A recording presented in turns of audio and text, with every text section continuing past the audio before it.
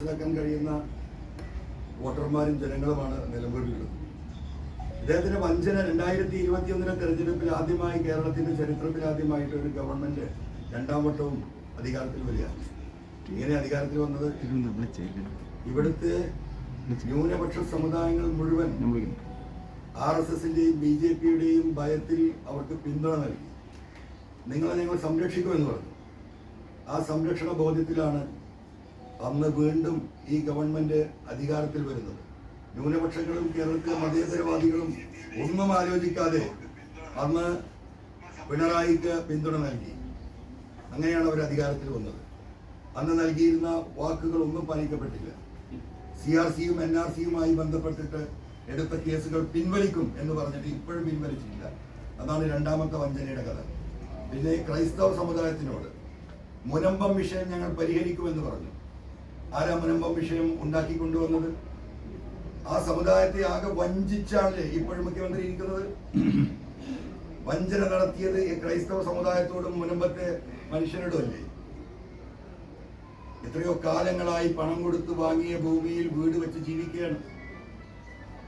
ആ ഭൂമി ഇവിടുത്തെ മുസ്ലിം സമുദായത്തിന്റെ എല്ലാ നേതാക്കന്മാരും, മുസ്ലിം ലീഗ് അടക്കം, ആവർത്തിച്ച് ഗവൺമെന്റിനോടും സാമുദായിക നേതാക്കളോടും ഞങ്ങൾ ഈ കാര്യത്തിൽ നിങ്ങളോടൊപ്പമാണ്.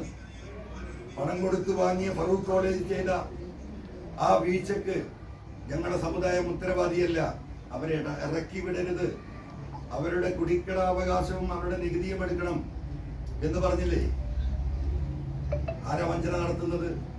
ഇപ്പോഴും ആ സ്റ്റാൻഡിൽ ഗവൺമെന്റ് വിചാരിച്ചാൽ, സ്റ്റേറ്റ് ഗവൺമെന്റ് വിചാരിച്ചാൽ 10 മിനിറ്റ് കൊണ്ട് ആ പ്രശ്നം പരിഹരിക്കാൻ കഴിയും. കേരളത്തിലെ മുസ്ലിങ്ങളെ സംബന്ധിച്ച് ആ വിഷയത്തിൽ 99.9% അതാണ്. വിശ്വാസി സമൂഹം എന്താ? ഇസ്ലാമിന്റെ അടിവരയിട്ട് പറയുന്നത് എന്താ? ദൈവം പരിശുദ്ധനാണ്, പരിശുദ്ധമല്ലാത്തതൊന്നും ദൈവം സ്വീകരിക്കുകയില്ല. നമ്മൾ കള്ളു കച്ചവടം നടത്തിയും കഞ്ചാവ് വിറ്റും ഈ പറയുന്ന ആളുകളെ പറ്റിച്ചുമുള്ള പണം ദൈവത്തിന്റെ പേരിൽ നൽകിയാൽ ദൈവം സ്വീകരിക്കില്ല എന്ന് പറഞ്ഞതുപോലെ ആ മുനമ്പത്തെ അവിടെ ജീവിക്കുന്ന ക്രൈസ്തവരുടെ കണ്ണീര് ഈ പറയുന്ന ഇസ്ലാം എന്ന് പറയുന്ന കൺസെപ്റ്റിന് പുറത്താണ്. അവരുടെ കണ്ണീരിനാണ് ഇസ്ലാമിന്റെ വില. അത് കണക്കാക്കിക്കൊണ്ടാണ് ഫറൂഖ് കോളേജ് ചെയ്ത ഒരു തെറ്റിന്റെ പേരിൽ ഈ മനുഷ്യരെ ശിക്ഷിക്കരുത് എന്ന് മുസ്ലിം സമുദായങ്ങളും മുസ്ലിം ലീഗും നിലപാടെടുത്തത്. ആ 5 മിനിറ്റ് കൊണ്ട് തീർക്കാൻ കഴിയുന്ന ആ വിഷയം വാക്ക് കൊടുത്ത് ക്രൈസ്തവ സമുദായത്തെ വഞ്ചിച്ചവനാണ് ഇവിടെ നിലമ്പൂരിൽ വന്ന് EV അൻവർ വഞ്ചകനാണ് എന്ന് പറയുന്നത്. ഇതുകൊണ്ട് അവസാനിക്കുന്നില്ല. ഇത് ശബരിമല എന്താ വിഷയം? എന്തിനാണ് ഇവരെയും ഈ മതവിഷയങ്ങളിൽ കമ്മ്യൂണിസ്റ്റ് പാർട്ടി ഇടപെടുന്നത്? ആ സമുദായത്തെ മുഴുവൻ, ഹൈന്ദവ സമുദായത്തെ മുഴുവൻ കേരളത്തിൽ ഒട്ടാകെ ഭയപ്പെടുത്തി, ഭീഷണിപ്പെടുത്തി, അവഹേളിച്ച് അവരെ ഒറ്റപ്പെടുത്താൻ ശ്രമിച്ചു. പൊളിഞ്ഞു പോയില്ലേ? അതിന്റെ ഏറ്റവും വലിയ പ്രചാരകനായിരുന്നല്ലോ ഇപ്പോഴത്തെ നിലമ്പൂരിലെ സ്ഥാനാർത്ഥി. അപ്പൊ ആ സമുദായത്തെ വഞ്ചിച്ചവരാണ് ഈ പറയുന്ന മുഖ്യമന്ത്രി. എത്ര സമരങ്ങൾ ഇവിടെ നടന്നു? ഈ സർക്കാർ അധികാരത്തിൽ വരുമ്പോൾ 25 ലക്ഷം ചെറുപ്പക്കാർക്ക് തൊഴിൽ കൊടുക്കുന്ന പറഞ്ഞിട്ടുണ്ട്. PSC മെമ്പർമാരുടെ അവരുടെ ശമ്പളവും അവരുടെ പെൻഷനും ഇരട്ടിയിലധികം വർദ്ധിപ്പിച്ചു. ഒരാൾക്ക് തൊഴിലില്ല.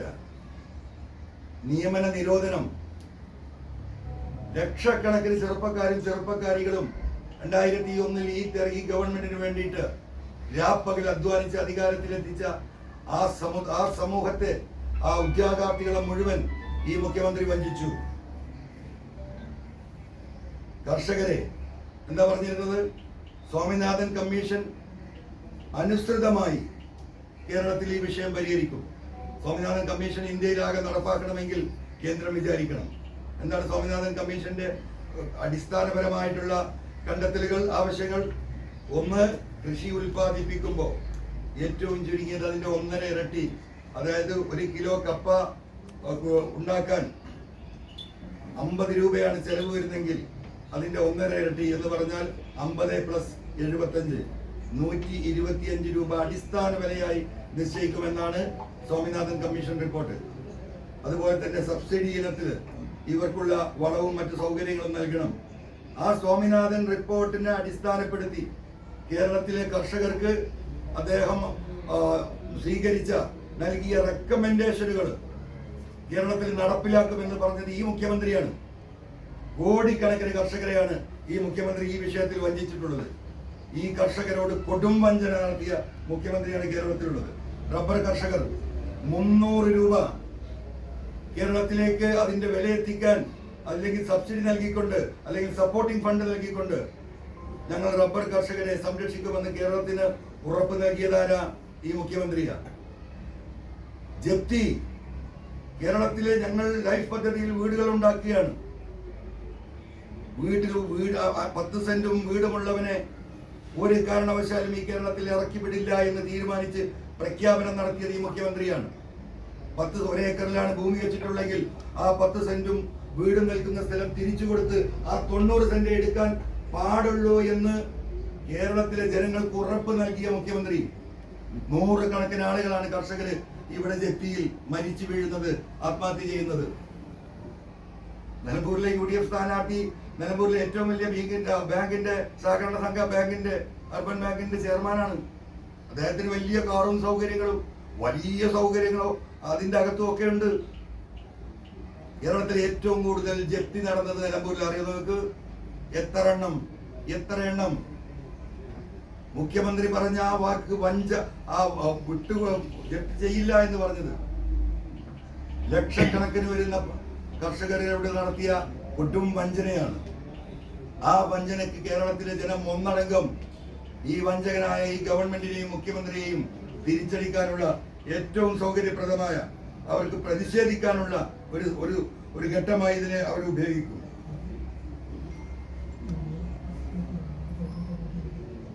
വ്യാപാരികൾ എന്തായിരുന്നു വ്യാപാരികൾക്ക് നൽകിയ വാക്ക്? നമുക്കറിയാം, കേരളത്തിൽ ഒരു പ്രൊഡക്ഷനും ഇല്ല. അന്യ സംസ്ഥാനങ്ങളിൽ നിന്നാണ് അരി തൊട്ട് ഗോതമ്പ് തൊട്ട് ഉപ്പ് തൊട്ട് കർപ്പൂരം വരെ കേരളത്തിലേക്ക് വരുന്നത്. മുഴുവനും വരുന്നത് മറ്റു സംസ്ഥാനങ്ങളിൽ നിന്നാണ്. അപ്പൊ ഏറ്റവും കൂടുതൽ കസ്റ്റമേഴ്സ് ഉള്ള പ്രൊഡക്ടിവിറ്റി ഇല്ലാത്ത ഒരു സ്റ്റേറ്റിലേക്ക് ഏറ്റവും കൂടുതൽ ഓൺലൈൻ ബിസിനസ് നടക്കുകയാണ്. കച്ചവടക്കാർ മുഴുവൻ കടക്കണിയിലേക്ക് പോയി. വ്യാപാരികൾ, ചെറുകിടക്കാരും ഇടത്തരക്കാരും ഒക്കെ ഓൺലൈൻ കച്ചവടം കേരളത്തിൽ നിയന്ത്രിക്കാൻ വേണ്ട നിയമ ഭേദഗതി നടത്തുമെന്ന് കേരളത്തിലെ ലക്ഷോപലക്ഷം വരുന്ന ഈ കച്ചവട വ്യാപാരി സമൂഹത്തോട് വാക്ക് നൽകി. വല്ല നിയന്ത്രണമുണ്ടോ? അടിച്ചേൽപ്പിക്കുകയല്ലേ വീണ്ടും ടാക്സുകൾ. ആ വിഭാഗത്തെ മുഴുവൻ ഇല്ലാതാക്കി കച്ചവട സ്ഥാപനങ്ങൾ പൂട്ടിക്കൊണ്ടേയിരിക്കുന്നു. അങ്ങാടികളിലൂടെ നിങ്ങൾ വാഹനത്തിൽ യാത്ര ചെയ്യുമ്പോൾ അടച്ചുപൂട്ടിയ ഷട്ടറുകൾ ആയിരക്കണക്കിനാണ് കേരളത്തിൽ.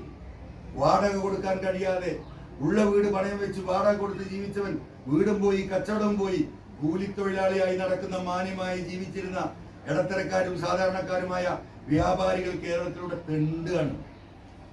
ആ സമൂഹത്തോട് നടത്തിയ വഞ്ചനക്ക് വല്ല കണക്കുണ്ടോ? വഞ്ചനക്ക് നേതൃത്വം നൽകുന്ന വഞ്ചകനായ മുഖ്യമന്ത്രിയായി അദ്ദേഹം തുടരല്ലേ? അവിടെയാണ് PVN വഞ്ചകൻ എന്ന് പറയുന്നത്. പ്രവാസികൾ ഇതാക്കാത്ത പ്രശ്നമുണ്ടായപ്പോൾ എന്താ പറഞ്ഞത്? നിങ്ങൾ ആരോടെ നിൽക്കേണ്ട, പെട്ടെന്ന് വരൂ, കടന്നു വരൂ. കേരളം അമേരിക്കയായിരിക്കുന്നു, കാനഡയായിരിക്കുന്നു. നിങ്ങൾക്ക് ആവശ്യമായ പണം ഞങ്ങൾ നൽകാം, നിങ്ങൾക്ക് ആവശ്യമായ സൗകര്യങ്ങൾ നൽകാം, ഫ്രീ ആയിട്ട് ലോൺ നൽകാം, ഇൻട്രസ്റ്റ് തരണ്ട. എന്താ പ്രവാസികളുടെ സ്ഥിതി? തിരിഞ്ഞു നോക്കാനുണ്ടോ? വലിയ സംഭവങ്ങൾ നടത്തി. ലോക കേരള സഭ കേട്ടാ ഞെട്ടും. ലോകത്തിൽ ഒരുപാട് മുതലാളിമാരെ വിരിച്ചു കോടിക്കണക്കിന് രൂപ ചെലവാക്കി ഒരു സമ്മേളനം നടത്തി. എന്താ ഔട്ട്പുട്ട്? എന്താണ് ഔട്ട്പുട്ട്? 100 രൂപയുടെ ഇൻവെസ്റ്റ്മെന്റ് കൊണ്ടുവരാൻ സാധിച്ചോ? ഈ കേരളത്തെ കേരളമാക്കിയത് ഈ പാവപ്പെട്ട പ്രവാസികളാണ്. അവരുടെ കഠിനാധ്വാനമാണ് ഈ കേരളത്തിൽ നമ്മൾ ഇന്ന് കണ്ടുകൊണ്ടിരിക്കുന്ന സകലമാന വികസനവും. ആ പ്രവാസികളോട് ഇത്രമാത്രം കൊടുവഞ്ചന നടത്തിയ ഈ മുഖ്യമന്ത്രി വഞ്ചകൻ എന്നല്ലാതെ അദ്ദേഹത്തെ പറഞ്ഞ വിളിക്കുക. ഈ ADGP അജിത് കുമാറുമായുള്ള ഏറ്റുമുട്ടൽ ഞാൻ എവിടെ ആരംഭിക്കുന്നത്? എനിക്കെന്താ ഈ പറയുന്ന മറുനാടൻ മലയാളി സാജനുമായിട്ട് എനിക്ക് വ്യക്തിപരമായിട്ട് അദ്ദേഹത്തോട് ഒരു വിദ്വേഷമില്ല. ഇപ്പോ അദ്ദേഹം നടത്തിക്കൊണ്ടിരുന്ന എന്താ പറയാ പ്രഭാഷണങ്ങൾ എന്താണ്? 2 മതസമുദായങ്ങൾ തമ്മിൽ അടുപ്പിക്കണം, പ്രത്യേകിച്ചും മുസ്ലിങ്ങളെയും ക്രിസ്ത്യാനികളെയും. എന്തിനു വേണ്ടിയാ? ഭയങ്കര ക്രൈസ്തവ സ്നേഹം അദ്ദേഹം പ്രകടിപ്പിക്കും, മുസ്ലിം വിരുദ്ധത അദ്ദേഹം എന്താ പറയാ പ്രഭാഷണം നടത്തും. അപ്പൊ എന്താ, മുസ്ലിങ്ങളും കാണും, ക്രിസ്ത്യാനികളും കാണും, വ്യൂവർഷിപ്പും കൂടും. 3-4 കോടി രൂപയാണ് എന്താ പറയാ ഒരു വർഷത്തിൽ അദ്ദേഹത്തിന്റെ ടാക്സ് കൊടുത്തിട്ടുള്ള വരുമാനം. അദ്ദേഹത്തിന്റെ പരിപാടി പണം ഉണ്ടാക്കുന്ന കച്ചവടമാണ്. ഇവിടെ ജ്യേഷ്ഠ അനിയന്മാരെ പോലെ ജീവിക്കുന്ന നാടാണ് കേരളം. ക്രിസ്ത്യാനികളും മുസ്ലിങ്ങളും, പ്രത്യേകിച്ച് മലബാറിൽ ഒരു വ്യത്യാസവും. ഒരു പാല് ഞങ്ങൾ കിടന്നുറങ്ങും.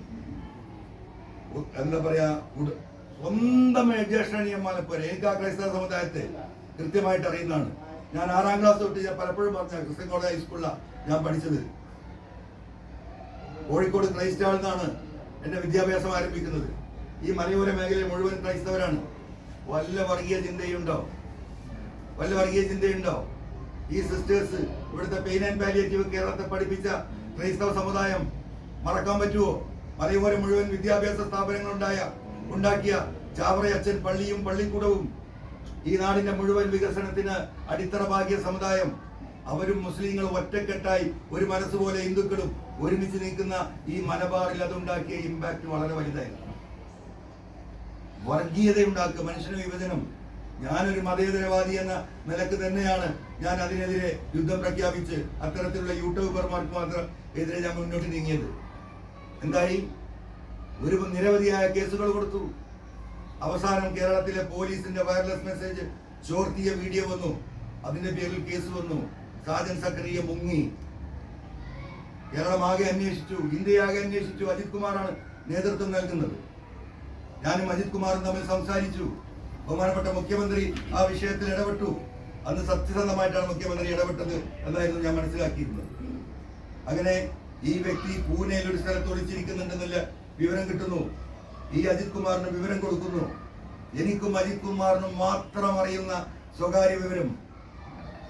പോലീസ് അവിടെ എത്തിയപ്പോഴേക്കും സാജൻ സ്കറിയ അവിടുന്ന് മുങ്ങിക്കളഞ്ഞു. അദ്ദേഹത്തിന്റെ ഒരു ബന്ധുവിന്റെ ഫാമിലായിരുന്നു അദ്ദേഹം ഒളിച്ചിരുന്നത്. 1 മണിക്കൂർ കഴിഞ്ഞ് എനിക്ക് ഫോൺ വരുന്നു. സാറേ, അദ്ദേഹം രക്ഷപ്പെട്ടു. അദ്ദേഹം ഭയങ്കര ഭാഗ്യവാനാണ്, കാണാൻ കഴിഞ്ഞില്ല.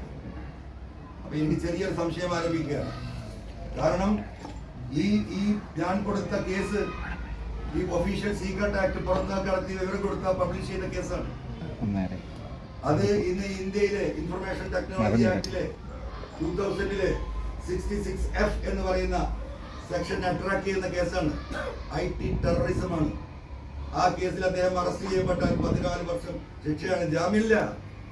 കടുത്ത വകുപ്പാണ്. ഇനി ഞങ്ങൾ അന്വേഷിക്കുകയാണ്. അന്വേഷണം തുടങ്ങി. ഡൽഹിയിലുള്ള ഒരുപാട് വക്കീലുമാർ എന്നെ സഹായിക്കാൻ അതിന് തയ്യാറായി. മുൻകൂർ ജാമ്യത്തിന്റെ വക്കീലിനെ തേടി ഈ പറയുന്ന സാജൻ സക്കറിയ ഡൽഹിയിലെത്തുമെന്ന വിവരം ഡൽഹിയിലെ പ്രധാനപ്പെട്ട എല്ലാ വക്കീൽമാരുടെയും കേന്ദ്രങ്ങളിൽ ഇദ്ദേഹം വന്നു പോകുന്നുണ്ടോ എന്ന് അന്വേഷിക്കുന്നത് ഡൽഹിയിലെ മതേതരവാദികളായ വക്കീൽമാരാണ്. എല്ലാ വിഭാഗം, എല്ലാ പാർട്ടി ലീഡേഴ്സ് മെമ്പർമാരും ഇതിലുണ്ട്. അങ്ങനെ വിവരം കിട്ടുന്നു. എങ്ങനെ വിവരം? ഇന്ന ദിവസം ഇന്ന സമയത്ത് വൈകുന്നേരം 7 മണിക്ക് ഡൽഹിയിൽ ഇന്ന വക്കീലിനെ കാണാൻ അദ്ദേഹം അപ്പോയിന്റ്മെന്റ് എടുത്തു. നമുക്കിപ്പോൾ കേരളത്തിൽ ഏത് വക്കീലിനെ കാണാനും വൈകുന്നേരം ഫ്രീ ഉണ്ടാകും. കുറച്ചു നേരം കാത്തിരുന്നാൽ പോയി കാണാം. ഡൽഹിയിലെ സീനിയർ വക്കീൽമാരെ കാണണമെങ്കിൽ, 10 മിനിറ്റ് സംസാരിക്കണമെങ്കിൽ മുൻകൂർ ബുക്ക് ചെയ്ത് അതിന് ആ ഇന്ററാക്ഷൻ പണമടക്കണം. അങ്ങനെ കാണാൻ കഴിയുള്ളൂ ഉയർന്ന വക്കീൽമാരെ. അങ്ങനെ അവിടുത്തെ ഏറ്റവും ഒരു ഉയർന്ന വക്കീലിന് അദ്ദേഹം ഫീസ് അടച്ച വിവരം കിട്ടുന്നു. കൃത്യമായ വിവരം ഞാൻ ഈ അജിത് കുമാറിന് കൊടുക്കുന്നു. പക്ഷേ പൂനെയിലുണ്ടായ സംഭവം എനിക്കുണ്ടാക്കിയ ഡൗട്ട്. എനിക്ക് വിവരം തന്ന ഒരു വക്കീലിനോട് ഞാൻ പറഞ്ഞു, വക്കീലെ നിങ്ങളൊന്ന് അവിടെ പോകണം. വൈകുന്നേരം 7 മണിക്കാണ് ഈ വക്കീലിന്റെ വീട്ടിൽ അപ്പോയിന്റ്മെന്റ് എടുത്തിരിക്കുന്നത്. നിങ്ങൾ കുറച്ച് ദൂരെ വാഹനത്തിൽ വന്നിരുന്ന് എന്താണ് അവിടെ സംഭവിക്കുന്നത് എന്ന് നോക്കണം. 6:45 അജിത് കുമാറിനെ ഞാൻ വിളിക്കുന്നു. അജിത് കുമാർ പറഞ്ഞു, ഒരു DYSP, 3 CIമാരും 2 SIമാരും 4 പോലീസുകാരും മഫ്റ്റി അവിടെയുണ്ട് സാറേ. പല ഭാഗത്തായി നിൽക്കുകയാണ്, കാത്തിരിക്കുകയാണ്, എല്ലാം റെഡിയാണ്. 7 മണിക്ക് വന്ന് അവൻ കയറുന്നതിന് മുമ്പ് അവിടുന്ന് പൊക്കുന്നു പറഞ്ഞു. 6:50 6:55 7 മണിയായി, 7:05 കറക്റ്റ് 7 മണിക്ക് സാജൻ സക്കറിയ അവിടെ വന്ന് ഇറങ്ങുന്നു. വക്കീലിന്റെ വീട്ടിലേക്ക് സെക്യൂരിറ്റിയോട് എന്തോ ഒരു റെസിപ്റ്റ് കാണിച്ചു കൊടുത്തതിന്റെ അകത്തേക്ക് വരുന്നു. അദ്ദേഹം വരുന്നുണ്ടോ നോക്കുന്ന വക്കീൽ കാറിലിരിക്കുക. ഒരു വലിയ ചീനി മരമുള്ള, നിങ്ങൾക്കറിയാം, ഏഷ്യാഡ് ഗ്രാമം ഡൽഹിയിൽ പരിചയമുള്ളവർക്കറിയാം. ഏഷ്യാഡിന് വേണ്ടി പണ്ട് കെട്ടിയിട്ട് ഒരുപാട് കെട്ടിടങ്ങൾ സർക്കാർ പിന്നീട് വിറ്റ് വക്കീലന്മാരും ഉദ്യോഗസ്ഥന്മാരും താമസിക്കുന്ന വലിയ കോളനിയാണ്. വലിയ വലിയ മരങ്ങൾ ഉണ്ടായിട്ടുണ്ട്, വലിയ റോഡ്. ആ മരത്തിന്റെ ഒരു ചീന മരത്തിന്റെ സൈഡിൽ വണ്ടി നിർത്തി എന്റെ വിവരം തന്ന വക്കീൽ അവിടെ ഇരിക്കുക. കറക്റ്റ് 7 മണിക്ക് സാധ്യത സക്കരയിൽ കയറി പോകുന്നു. 7:05 ഞാൻ വീണ്ടും പേര് വിളിക്കുന്നു, എന്തായി? അദ്ദേഹം പറഞ്ഞു നമ്മുടെ ടീമൊക്കെ ഇവിടെ റെഡിയാണ് സാറേ, വന്നിട്ടില്ല. വക്കീൽ എനിക്ക് മെസ്സേജ് അയക്കുന്നു, നോബഡി ഹിയർ. ഓരോ 10 മിനിറ്റിലും 7:20 ഞാൻ വീണ്ടും വിളിച്ചു അജിത് കുമാറിനെ. അദ്ദേഹം പറയുന്നു അദ്ദേഹം വന്നിട്ടില്ല, സക്കരയിൽ വന്നിട്ടില്ല. 7:30 അദ്ദേഹത്തിന്റെ മീറ്റിംഗ് കഴിഞ്ഞ് ഡിസ്കഷൻ കഴിഞ്ഞ് അദ്ദേഹം ഇറങ്ങിപ്പോകുന്നു. 7:45 7:35 ഞാൻ വീണ്ടും വിളിച്ചു, സാറേ നമുക്കൊരു 8 മണി വരെ നോക്കാം, അദ്ദേഹം വരുന്നുണ്ടോ? ഞാൻ 8 മണിക്ക് വീണ്ടും ഈ പറയുന്ന അജിത് കുമാർ എന്നെ വിളിക്കുക, സാറേ അദ്ദേഹം ഭയങ്കര ഭാഗ്യവാനാണ് കേട്ടോ, അദ്ദേഹം വന്നിട്ടില്ല. പച്ച നുണ പറയുന്നു. അപ്പോ എനിക്ക് പിന്നൊന്നും ആലോചിക്കാനില്ലല്ലോ. ഞാൻ രാത്രിക്ക് രാത്രി ഇവിടുന്ന് വണ്ടി എടുത്ത് തിരുവനന്തപുരത്ത് പോയി. പിറ്റേ ദിവസം ബഹുമാനപ്പെട്ട മുഖ്യമന്ത്രിയെ കണ്ടു. ഈ കാര്യങ്ങൾ മുഴുവൻ വിശദീകരിച്ചു. ഞാൻ അന്ന് മുഖ്യമന്ത്രിയോട് പറഞ്ഞു, മുഖ്യമന്ത്രി നിങ്ങൾ ശ്രദ്ധിക്കണം, ഈ പി ശശിയും അജിത് കുമാറും നിങ്ങളെ ചതിക്കും. ഈ വീടിന്റെ അകത്ത് കിണറുണ്ടോ എന്ന് നിങ്ങൾക്കറിയില്ല, ആ കിണറിൽ നിങ്ങൾ അവരെ തള്ളുമെന്ന് ഞാൻ അന്ന് പറഞ്ഞതാണ്. അന്ന് തുടങ്ങിയ പോരാട്ടമാണ് ഈ പറയുന്ന അജിത് കുമാറിനെതിരെ. പക്ഷേ അന്നൊക്കെ ഞാൻ എൻ്റെ പിതാവിനെ പോലെ വിശ്വസിച്ചാണ് അദ്ദേഹത്തിന്റെ കൂടെ നിന്നത്. അദ്ദേഹം ഈ വഞ്ചകന്റെ കൂടെയാണ് ഈ പറയുന്ന ഇവിടെ വർഗീയവാദമുണ്ടാക്കുന്ന ഇത്തരത്തിലുള്ള അജിത് കുമാറിന്റെയും പി ശശിയുടെയും ഈ നെക്സസിന്റെ ഭാഗമാണ് എന്ന് എത്ര കാലത്തിന് ശേഷമാണ് പിന്നീടുള്ള എൻ്റെ 6 മാസത്തെ പോരാട്ടം നിങ്ങൾ കണ്ടതാണ്, തിരിച്ചറിയുന്നത്. എവിടെ നിന്നാണ് അത് ആരംഭിക്കുന്നത്? ഈ മുഹമ്മദ് റിയാസ് വീട്ടിലേക്ക് കയറി വന്ന അന്ന് തൊട്ടാണ്. ഈ എവിടെയാണ് ഇവരെ എന്താ പറയാ ഈ പി ശശി ഈ കുഴിയിൽ കൊണ്ടുപോയി ചാടിക്കുന്നത്? മുഖ്യമന്ത്രി കള്ളക്കടത്തിന്റെ ഭാഗമാണ് എന്ന് അന്നും ഇന്നും ഞാൻ വിശ്വസിക്കുന്നില്ല. പക്ഷേ മുഖ്യമന്ത്രിയുടെ മകളെ ഇതിന് ദുരുപയോഗം ചെയ്തു. ആര്? പി ശശി. ഇത് കേന്ദ്ര ഏജൻസികൾ കണ്ടെത്തുന്നു. കച്ചവടം പൊടി കൊടുക്കാനുള്ള സാഹചര്യം ഒരുക്കുന്നത് ഈ പറയുന്ന മുഹമ്മദ് റിയാസ് വീട്ടിലേക്ക് കയറി എന്നോട്ടാണ്. ഈ കമ്മ്യൂണിസ്റ്റ് പാർട്ടിക്ക് ഈ ഒരു ഗതിയിലേക്ക് എത്തിയത്, ആ കുടുംബം ഈ ഒരു അവസ്ഥയിലേക്ക് ഒരു കുടുംബനാഥനായിട്ട് കേരളത്തിന്റെ മുഖ്യമന്ത്രിക്ക് മാറേണ്ടി വന്നത് ഈ റിയാസിന്റെ ഇടപെടലിന്റെ ഭാഗമായിട്ടാണ്. അങ്ങനെ കേന്ദ്ര ഏജൻസികൾ ഇത് കണ്ടെത്തുന്നു. മുഖ്യമന്ത്രിയെ വരച്ച വരയിൽ നിർത്തുന്നു. മകനെയും മരുമകളെയും പൊക്കണോ, അതല്ല ഞങ്ങൾ പറയുന്നത് നിങ്ങൾ അനുസരിക്കണോ എന്നിടത്തേക്കാണ് നെഗോസിയേഷൻ പോയത്. ആ നെഗോസിയേഷന്റെ ഭാഗമായിട്ടാണ് നമ്മൾ ഇന്ന് കണ്ടുകൊണ്ടിരിക്കുന്ന എല്ലാ കാര്യങ്ങളും. കേരളത്തെ ജനങ്ങൾ ഇത് അടിവരയിട്ട് സഖാക്കൾ ഇത് മനസ്സിലാക്കിക്കോ. അനങ്ങാ മുഖ്യമന്ത്രിക്ക് കഴിയില്ല. അവിടെ തിരിഞ്ഞാൽ ആ കേസ്, ഇവിടെ തിരിഞ്ഞാൽ SFIO, അവിടെ തിരിഞ്ഞാൽ സ്വർണ്ണക്കള്ളക്കടത്ത്, ബാങ്കിലേക്ക് തിരിഞ്ഞാൽ മറ്റു പലതും ഞാൻ ഇതുവരെ പറയാത്തത്. ഞാൻ അതിലേക്ക് ഇപ്പൊ കിടക്കുന്നില്ല. കയ്യും കാലും ചങ്ങലക്കിട്ട മുഖ്യമന്ത്രിയാണ്. അറിയുന്നത് കേന്ദ്ര ഏജൻസികൾ. ഇവിടെ പല പണിയും നോക്കിയിട്ടും കേരളത്തിൽ ഒരു രാഷ്ട്രീയവും വിജയിപ്പിച്ചെടുക്കാൻ കഴിയാത്ത BJPക്കുള്ള RSSനുള്ള കൃത്യമായ ബുദ്ധി കേന്ദ്രം ഒരു തീരുമാനമെടുത്തു. കേജ്രിവാളിനെയും സോറനെയും അറസ്റ്റ് ചെയ്ത് ജയിലിൽ അടച്ചതിനേക്കാളും നല്ലത് ഒരു ചെങ്കൊടിക്ക് പിന്നിൽ ഒരു RSSന്റെ മുഖ്യമന്ത്രിയെ ഇരുത്താമെന്ന അവരുടെ തീരുമാനമാണ് കേരളത്തിൽ നടന്നത്. ഇതാണ് വസ്തുത. ഞാൻ ദൈവത്തെ സാക്ഷിയാക്കിയ പറയുന്നത്. അതിന്റെ ഭാഗമാണ് തൃശ്ശൂരിലെ പൂരം കിടക്കുന്നത്. BJP നേതൃത്വം തലകുത്തി മറിഞ്ഞിട്ട് ഈ കാലത്ത് നടക്കുന്ന സാധിക്കാത്ത കാര്യം ഒരു ADGP അജിത് കുമാറിനെ ഇരുത്തിക്കൊണ്ട് മുഖ്യമന്ത്രി ഭംഗിയായി നടത്തിക്കൊണ്ടു. ആരോടാ മുഖ്യമന്ത്രി വഞ്ചന കാണിക്കുന്നത്? ആ കമ്മ്യൂണിസ്റ്റ് പ്രസ്ഥാനത്തിലെ പാവപ്പെട്ട തൊഴിലാളികളുടെ മുഴുവൻ വഞ്ചനയല്ല അദ്ദേഹം ഇപ്പോഴും നടത്തിക്കൊണ്ടിരിക്കുന്നത്. മകളെ 6 മാസം അറസ്റ്റ് ചെയ്ത് കൊണ്ടുപോകട്ടെ എന്ന് അദ്ദേഹം വിചാരിച്ചാൽ തൂക്കിക്കൊല്ലുന്നില്ല. ഈ സ്വർണ്ണക്കേസിൽ 6 മാസം ഫൈൻ അടച്ചാൽ തീർന്നു. എന്റെ മകൾ അങ്ങനെ ഒരു കുറ്റം ചെയ്തിട്ടുണ്ടെങ്കിൽ കൊണ്ടുപോകട്ടെ എന്ന് വിചാരിക്കാനുള്ള ത്രാണി ഉണ്ടാകേണ്ട വ്യക്തിയാണ് കേരളത്തിന്റെ മുഖ്യമന്ത്രി പിണറായി വിജയൻ. അദ്ദേഹം തയ്യാറായില്ല. അവിടെയാണ് ഈ പ്രശ്നം. അദ്ദേഹം വെറും അച്ഛനായി മാറി. മക്കൾ രാഷ്ട്രീയത്തിലും ഭരണത്തിലും ഇടപെടുന്നിടത്ത് എല്ലായിടത്തും ഇത് തന്നെ സ്ഥിതി. അതിന്റെ ദുരന്തമാണ്. കേരളം ഇന്ന് അനുഭവിച്ചുകൊണ്ടിരിക്കുന്നത്.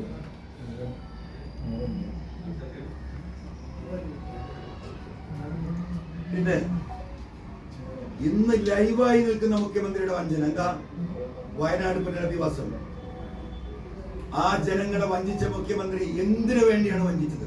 മറുപടി പറയണം. ദുരന്തമുണ്ടായപ്പോൾ കേരളത്തിലെ പ്രതിപക്ഷം ആവശ്യപ്പെട്ടിട്ടാണ് സെപ്പറേറ്റ് ഫണ്ട് ഉണ്ടാക്കിയത്. മുഖ്യമന്ത്രിയുടെ ദുരിതാശ്വാസ ഫണ്ടിലേക്കല്ല, വയനാടിന് സെപ്പറേറ്റ് ഫണ്ട് വേണമെന്ന് പറഞ്ഞിട്ട് വയനാടിന് വേണ്ടി മാത്രം ഒരു ഫണ്ട് ഉണ്ടാക്കി. ആ ഫണ്ടിൽ 777 780 കോടി രൂപ ജനങ്ങൾ കൊടുത്തു. ഗവൺമെന്റ് കണക്ക് കൊടുത്തു വിട്ടു. 400 വീടാണ് സർക്കാർ ഉണ്ടാക്കി കൊടുക്കാൻ പോകുന്നത്.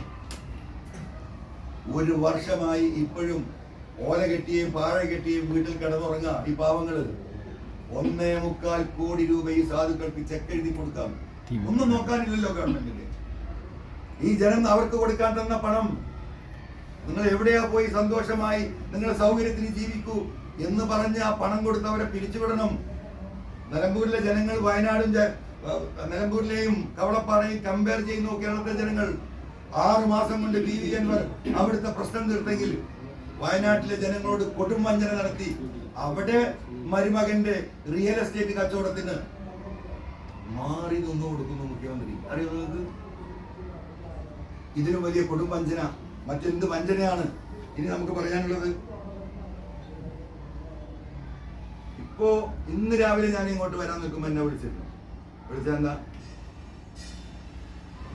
കോഴി ഫാമുകൾ മുഴുവൻ അടഞ്ഞു കിടക്കുക. എന്താ കാരണം? ആയിരക്കണക്കിന് തൊഴിലാളികൾ, ആയിരക്കണക്കിന് കർഷകർ. ഇവിടെ വേസ്റ്റ് മാനേജ്മെന്റ് ഈ ഗവൺമെന്റ് ഏറ്റവും വലിയ പ്രഖ്യാപനമായിട്ട് ഇപ്പൊ 900 ഈ പറയുന്ന ഞങ്ങളുടെ പ്രോഗ്രസ് കാർഡ് ഇതാ. ഒരു വേസ്റ്റ് മാനേജ്മെന്റ് സിസ്റ്റം ഉണ്ടോ കേരളത്തിൽ? വേസ്റ്റ് കൊണ്ട് ശ്വാസം മുട്ടി മരിക്കുക. കേരളം ആകെ പനിയാണ് ഈ വേസ്റ്റ് കൊണ്ട്. ആ വേസ്റ്റ് മാനേജ്മെന്റ് പോലും പരിഹരിക്കാൻ കഴിയാതെ ജനങ്ങളെ വഞ്ചിച്ച് അതും കോർപ്പറേറ്റുകൾക്ക് തീരെഴുതാനുള്ള ശ്രമത്തിലാണ് മുന്നോട്ട് പോകുന്നത്. പിന്നെ പെൻഷൻ ഞാൻ അടക്കമുള്ളവർ പ്രസംഗിച്ച് 1000 രൂപയാക്കി ഉയർത്തുമെന്ന് പറഞ്ഞു. അത് ഉയർത്തി. ഓരോ മാസവും 1100 രൂപ 100 രൂപ വർദ്ധിപ്പിച്ച് 10ാം വർഷത്തിൽ 2000 രൂപയിലേക്ക് എത്തണം. എത്ര രൂപയപ്പോ? 1600. 1900 ജനങ്ങൾക്ക് കൊടുക്കേണ്ട ഈ സമയത്ത് അത് തന്നെ പല ഘട്ടത്തിലാണ് കൊടുക്കുന്നത്. ഏറ്റവും നല്ലൊരു കാര്യം ആ ഗവൺമെന്റ് ചെയ്തതായിരുന്നു. ഞാനടക്കമുള്ളത് ഒരു തർക്കോ കാര്യത്തിലില്ല. അത് 2500 രൂപയും ആക്കണമെന്ന് വിശ്വസിക്കുന്നവനാണ്. ഈ 1600 കൊണ്ടൊന്നും ഈ ഒരു മനുഷ്യനും ജീവിക്കാൻ കഴിയില്ല. പക്ഷേ ആ പെൻഷൻ എസിനെ ബന്ധിച്ച് 1600 കൊണ്ടെത്തിച്ചിരിക്കുന്നു. ഇതിനെന്ത് വിളിക്കും? വഞ്ചന എന്ന് വിളിക്കാൻ പറ്റുമോ എന്ന് കേരളത്തിലെ ജനങ്ങൾ ആലോചിക്കട്ടെ. പിന്നെ സാധാരണക്കാരായ കരാറുകാർ ഇവിടെ ആകെ വിഴുങ്ങാണല്ലോ. ULCC 1 കോടി രൂപയുടെ ടെൻഡറിന് വരെ വരികയാണ്. ആ സമൂഹം തന്നെ ഇവിടെ അവസാനിച്ചു പോയി. കരാറുകാർ കോടികൾ ആസ്തി ഉണ്ടായിരുന്ന പല കരാറുകാരും ഇന്ന് കൈക്കോട്ട് പണിക്ക് പോകേണ്ട ഗതികളിലേക്ക് എത്തിച്ച് കൊള്ളയടിക്കുന്നു. ആരാ? ULCC. നിങ്ങൾക്കറിയാം. കേരളം ഒട്ടാകെ വട്ടം വിട്ട് പിടിക്കുന്നു. ഇങ്ങനെ എല്ലാ മേഖലകളും തകർത്തു. പലതും പറയാനുണ്ട്. ഇങ്ങനെ വഞ്ചനകൾ മാത്രം നടത്തി പിണറായി മുന്നോട്ട് പോവുകയാണ്. ആദ്യം വഞ്ചിച്ച VS ആ വഞ്ചനയുടെ കാലിലാണ് ഇന്ന് ആ സിംഹാസനത്തിൽ ഇരിക്കുന്നത്. അങ്ങനെ കൊടും വഞ്ചന നടത്തിയ ബഹുമാനപ്പെട്ട മുഖ്യമന്ത്രിക്ക് PV അൻവറിനെ കുറിച്ച് ഒരു വാക്ക് പറയാൻ അവകാശമില്ല. ഈ നാട്ടിലെ മലയോര കർഷകർക്ക് വേണ്ടിയിട്ടും തൊഴിലാളികൾക്ക് വേണ്ടിയിട്ടുമാണ് ഞാൻ അതിനെ ഇറങ്ങിത്തിരിച്ചത്. ആ മലയോര കർഷകരെയും തൊഴിലാളികളെയും കുടിയേറ്റക്കാരെയും 5 പൈസ ഈ അനിമൽ അറ്റാക്കിൽ നിന്ന് കേരളത്തിലെ ജനങ്ങളെ സംരക്ഷിക്കാൻ കേരളത്തിൽ ഉപയോഗപ്പെടുത്താത്ത മുഖ്യമന്ത്രിയാണ്. ഒട്ടും വഞ്ചനയാണ്. ഏകദേശം 1000 കിലോമീറ്റർ വരും ഈ ഫോറസ്റ്റിന്. കൃത്യമായ ഫെൻസിങ് നടത്തിയാൽ ഒരു പറയുന്ന കടുവയും ആനയും ഒന്നിനും കടന്നു വരാൻ കഴിയില്ല. അതിന് കാശ് കൊടുക്കണം. ഏറ്റവും ചുരുങ്ങിയത് 1 കിലോമീറ്ററിന് 3 കോടി രൂപ ചെലവാക്കിയാൽ വിദേശ രാജ്യങ്ങളിൽ ഞാനിതിന് പഠനം നടത്തിയതാണ്. 3 കോടി രൂപ കിലോമീറ്ററിന് ചെലവാക്കിയാൽ നല്ല റെയിൽവേ പാളത്തെ പോലെയുള്ള ഹൈ സീ ചാനലുകൾ ഇട്ടുകൊണ്ടുള്ള ഫെൻസിങ്, അടിയിൽ വളരെ സ്ട്രോങ് ആയിട്ടുള്ള സ്റ്റീൽ നെറ്റ്, മുകളിൽ വലിയ റോപ്പ്. ആന ഇപ്പൊ ചവിട്ടി പൊളിക്കുന്നതും മരം തള്ളിയിട്ട് പൊളിക്കുന്നതും ഒരിക്കലും നടക്കില്ല. ഒരു മൃഗത്തിനും അടിയിലേക്ക് കൂടെ കടന്നു വരാൻ കഴിയില്ല. താഴെയും മുകളിലും ഇലക്ട്രിക് സപ്ലൈ. ഈ മൃഗങ്ങളെ വേർതിരിക്കാൻ കഴിയും. അതിനെന്ത് വേണം? 1 കിലോമീറ്ററിന് 3 കോടി വേണം. ആകെ വേണ്ടത് 3000 കോടി രൂപയാണ്. കോടാന കോടികൾ ഇടിച്ചു തള്ളുക. അപ്പൊ വയനാടിന്റെ ഉള്ളിൽ കൂടെ തുരങ്കം, അതിന്റെ അടിയിൽ കൂടെ തന്നെ പോണം. ആയിക്കോട്ടെ, ഈ പറയുന്ന 1 കോടി ജനങ്ങളുണ്ട് ഈ മേഖലയിൽ. 1.5 കോടി ജനങ്ങൾ, 489 പഞ്ചായത്ത് ഫോറസ്റ്റുമായി ബന്ധപ്പെട്ട് കിടക്കുന്നു. ഈ ജനങ്ങൾ മുഴുവൻ പട്ടിണിയിലായി. അത് പരിഹരിക്കാൻ 3000 കോടി രൂപ ഉണ്ടെങ്കിൽ തീർക്കും. എന്താ തീർക്കാത്തത്? തുരങ്കാവുമ്പോ ഇന്റർനാഷണൽ കമ്പനി വരും. കേരളത്തിൽ ആർക്കും ചെയ്യാൻ പറ്റില്ലല്ലോ. ഈ പറയുന്ന ജർമ്മനിയിൽ നിന്നും യൂറോപ്പിൽ നിന്നും കാനഡയിൽ നിന്നും ഒക്കെ വലിയ കമ്പനികൾ വരും. ഇന്റർനാഷണൽ ബിഡിനെ പോകാൻ പറ്റൂ. നല്ല സുഖാണ്. കമ്മീഷൻ ദുബായി കിട്ടും. ഒരുപാട് വന്ന് ഇറങ്ങിയിട്ടുണ്ടല്ലോ. കച്ചവടം മുഴുവൻ ദുബായിലാ. അപ്പോ തുരങ്കം ഉണ്ടാക്കണം. എന്താ ഭയങ്കര താല്പര്യത്തിലാ. ഒരൊറ്റ പാത ഉണ്ടാക്കിയാൽ മതി. ഈ മുണ്ടേരിയിൽ നിന്ന് നേരെ മേപ്പാടിയിലേക്ക് കയറും. ആകെ 100 കോടി രൂപ മുടക്കിയാൽ മതി. കൊടുത്ത പ്രപ്പോസൽ അല്ലേ? ആകെ 23 ഏക്കർ, 24, 27 ഏക്കർ ഭൂമിയാണ് വേണ്ടത് ഫോറസ്റ്റ് എടുക്കാൻ. കേരളത്തിന്റെ നിയമസഭയിൽ PV അൻവർ കഴിഞ്ഞ ഗവൺമെന്റിൽ എഴുതി കൊടുത്തു, എക്സ്ചേഞ്ചിനുള്ള ഭൂമി ഞാൻ നൽകാം. എനിക്ക് അക്കാഡമിയിൽ കുറെ ഭൂമിയുണ്ട്. ഫോറസ്റ്റിനോടനുബന്ധിച്ച് കിടക്കുന്ന 27 ഏക്കർ ഭൂമി PV അൻവർ ഫ്രീ ആയിട്ട് ഗവൺമെന്റിന് നൽകാം. നിങ്ങൾ സ്ഥലം ഏറ്റെടുക്കണമെന്ന് നിയമസഭയിൽ രാജു കഴിഞ്ഞ ഗവൺമെന്റിൽ രാജു മന്ത്രിയാകുന്ന സമയത്ത് എഴുതി കൊടുത്ത പ്രപ്പോസൽ മുന്നോട്ട് പോകുമ്പോൾ അതിനെ ചവിട്ടിയോനാ ഈ മന്ത്രി. നിങ്ങൾക്കറിയോ? മുഹമ്മദ് റിയാസ്. 60 കിലോമീറ്റർ വേണം ഇപ്പൊ കോഴിക്കോട്ടേക്ക്, പെരിന്തൽമണ്ണയിലേക്ക് വെറും 14 കിലോമീറ്റർ. അതാണല്ലോ വയനാട് ഇടിഞ്ഞു പൊളിഞ്ഞപ്പം എല്ലാ മയ്യത്തും ഇവിടെ വന്നത് പോത്തുകല്ലിൽ. ആ മുണ്ടേരി ഒന്ന് ക്രോസ് ചെയ്താൽ മതി. ഒരു ഫ്ലൈ ഓവർ പോലെ പാത കെട്ടിയാൽ 1 ഇഞ്ച് ഭൂമി വേണ്ട. മൃഗങ്ങൾ അടിയിലൂടെ പോയിക്കോളും. സ്ഥലം ഞാൻ കൊടുക്കാന്ന് പറഞ്ഞു വെല്ലുവിളിക്കുന്നു. കേരളത്തിന്റെ നിയമസഭയിൽ PV അൻവർ എന്ന് പറയുന്ന വ്യക്തി കൊടുത്ത കത്തവിടെ കിടക്കുക. ആ പ്രപ്പോസൽ ചവിട്ടി മുഹമ്മദ് റിയാസ്. അറിയോ ഈ തുരങ്കമുണ്ടാക്കാൻ ആരാ വഞ്ചന നടത്തുന്നത്? പത്രസമ്മേളനം വിളിക്കാൻ ഞാൻ വെല്ലുവിളിക്കുന്നു മുഹമ്മദ് റിയാസിനെയും ഈ പറയുന്ന മുഖ്യമന്ത്രിയെയും. തിരുവനന്തപുരത്തേക്ക് ഞാൻ വരാം. ഞാൻ ഇങ്ങനെ ഒരു കത്ത് കൊടുത്തിട്ടില്ല എന്ന് അവരൊന്ന് പറയട്ടെ. ഞാൻ ഈ ഭൂമി കൊടുക്കാൻ തയ്യാറായി കൊടുത്ത ഉത്തരവാദി അങ്ങനെ ഒന്നില്ലാന്ന് പറയട്ടെ എന്ന്. രേഖ എന്റെ അടുത്തുണ്ട്. നിയമസഭയിലെ രേഖകളിൽ കിടക്കുന്നു. 24 25 ഏക്കർ ഭൂമി ഞാൻ കൊടുക്കാം. എന്റെ സ്വന്തം ഭൂമി, എക്സ്ചേഞ്ച് ഭൂമി. നിങ്ങൾ അതിനൊരു പണം ചെലവാക്കണ്ട എന്ന് പറഞ്ഞത് അട്ടിമറിച്ചു. എന്തിന്? തുരങ്കമുണ്ടാക്കി കമ്മീഷൻ അടിക്കാൻ. ഇത് നിലമ്പൂരിലെ ജനങ്ങൾക്കറിയില്ലേ? ആരാ വഞ്ചിച്ചത്? ഈ ജനങ്ങൾ ആലോചിക്കട്ടെ. ഇതിന് മറുപടി പറയണമെങ്കിലും വേണമെങ്കിൽ ഒരു വലിയ ഹാളിലേക്ക് ഞാൻ വരാം. മഴയാണല്ലോ.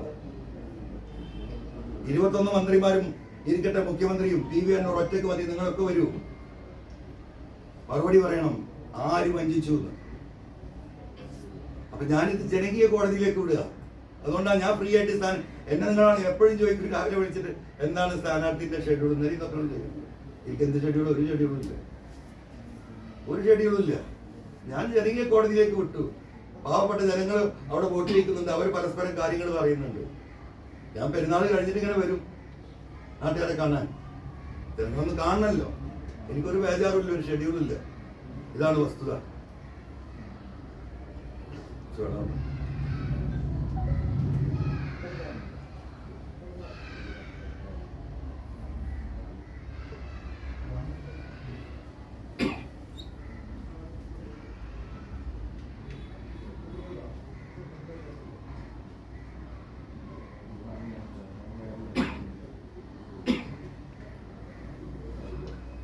ഓക്കെ, എഴുതിക്കൊണ്ടിരിക്കട്ടെ.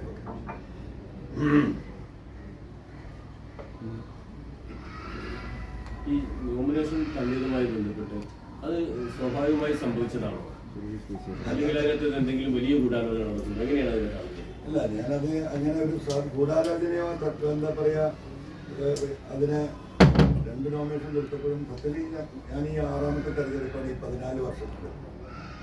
2 പാർലമെന്റ് കഴിഞ്ഞു, 3 നിയമസഭയും കഴിഞ്ഞു.